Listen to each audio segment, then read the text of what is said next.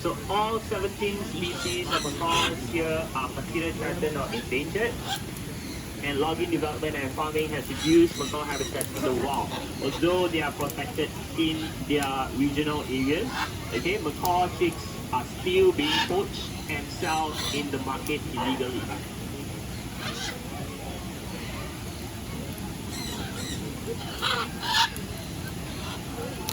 So screaming is a normal behavior for macaws. So they do this to keep contact with each other, to define their territories, and as a form of play. So when they are living in the dense forest like the Amazon, they are not always be able to see each other. So screaming allows them to hear each other no matter where they are. They can also learn to mimic sound or human speech. So including sometimes you hear them practicing it over and over again. So not for the particular group of macaws that we have here in Brisbane. If you like to see that, you can actually check out the animal behavior program.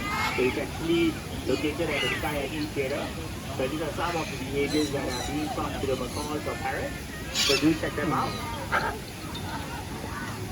Right? So thanks for joining me for this session, and I hope you guys will have a chance to see it, hear them for yourself. Okay?